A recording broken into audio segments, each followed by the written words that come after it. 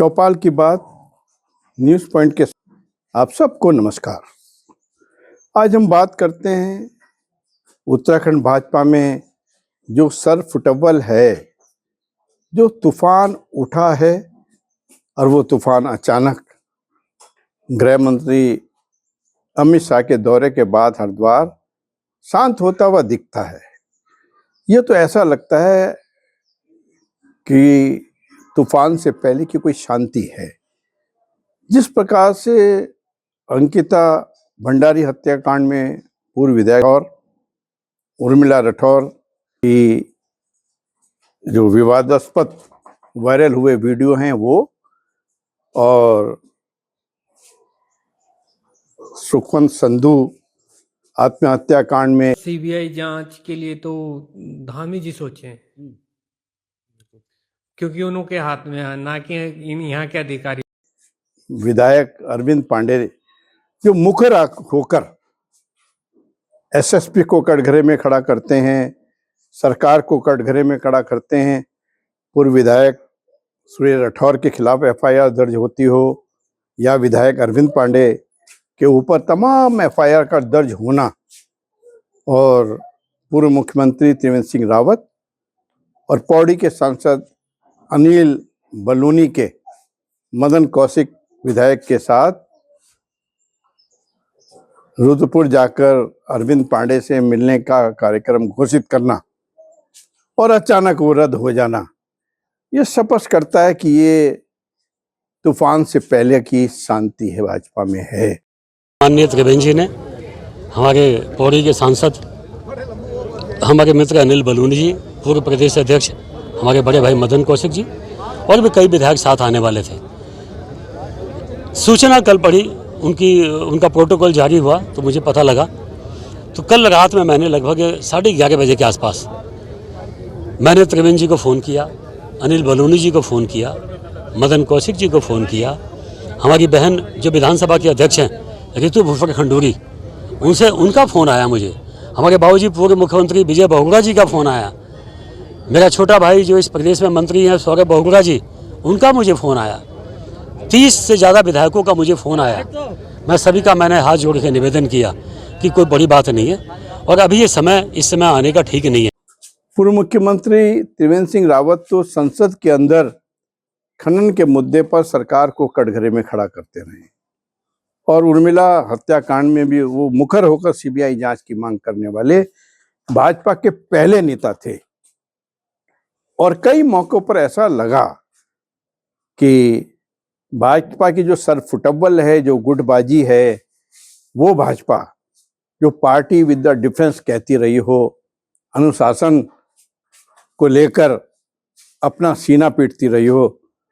उस भाजपा में उत्तराखंड की सरकार में 5 मंत्रियों के पदों को रिक्त रखना लगातार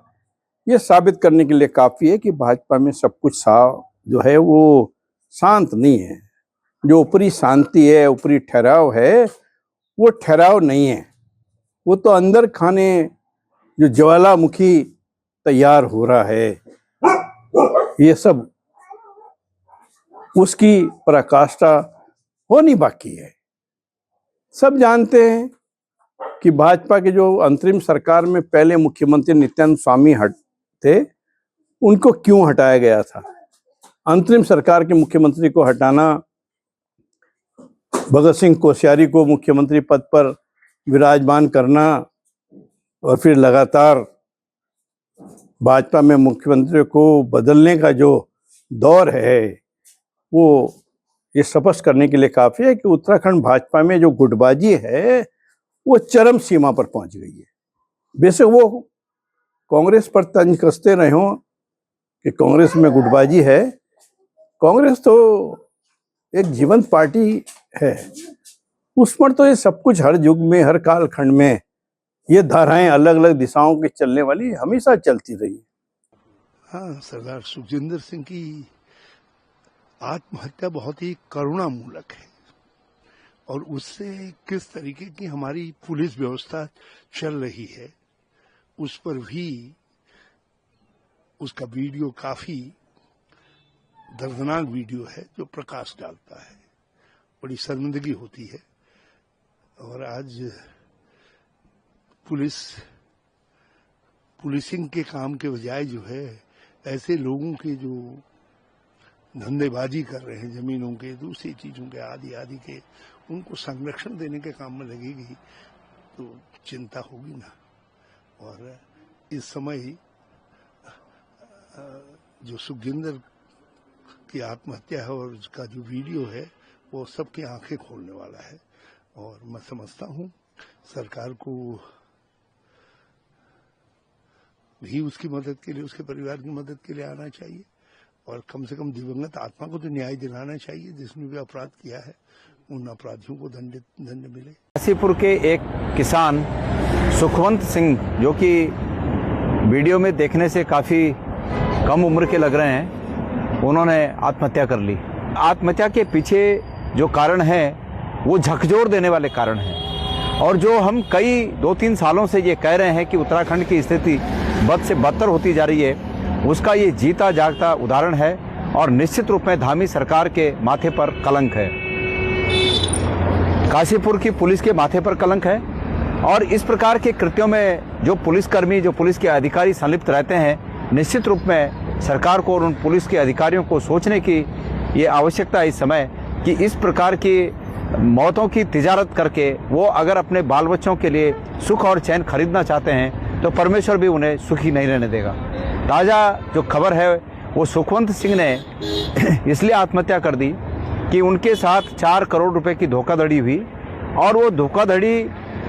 की शिकायत को लेकर जब पुलिस के पास गए तो पुलिस के जो थाने के इंचार्ज हैं उन्होंने और वहाँ के एसएसपी का नाम लेते हुए उन्होंने ये दोनों पर आरोप लगाए कि इन्होंने उल्टा उन लोगों से पैसे लेकर और इनको भी डरा धमका कर इनकी शिकायत पर कोई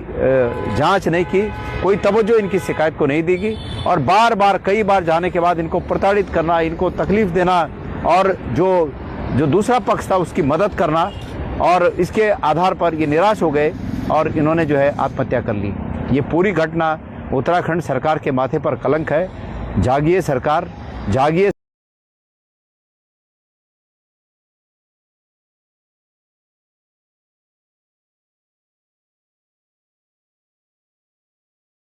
पूरी, क्योंकि 3,80,00,000 रुपए का ये रकम थी, उसमें लगभग 25% इन्होंने बरामदगी किसान परिवार को रकम की करवा दी है और बाकी 19 जनवरी तक का समय है, क्योंकि 20 जनवरी को भोग है। उससे पहले जो 2,80,00,000 रुपए है वो इन्होंने बरामदगी करवानी है, उस पे इनकी सहमति बनी। तीसरा, जो उन्होंने कमिश्नर के यहाँ पर जांच मजिस्ट्रेट के लिए बोला वहां पर, और जो भी दोषी पाया जाए, क्योंकि वीडियो चल रही है, वीडियो सभी में ही है, इन बातों पर इनकी सहमति बनकर जो है अंतिम संस्कार किया गया है।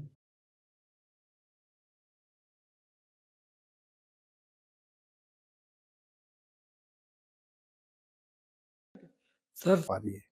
कहीं कुछ होना तो नहीं है, कहीं जो अंदर ज्वालामुखी पक रहा है वो फिर फूटना तो नहीं है, और इस गुटबाजी की परिणति क्या होगी, ये सवाल अभी जनता के बीच में और राजनीतिक गलियारों में बहुत तेजी से फैल रहा है, बहुत तेजी से चर्चा में है। सब मानते हैं कि भाजपा में जो परंपरा है मुख्यमंत्रियों के बदलने की, वो परंपरा सब लोग मानते हैं कि उससे राजनीतिक अस्थिरता पैदा होती है और इस राजनीतिक अस्थिरता से राज्य का नुकसान होता है। आज चौपाल में न्यूज़ पॉइंट के साथ बस इतना ही। नमस्कार।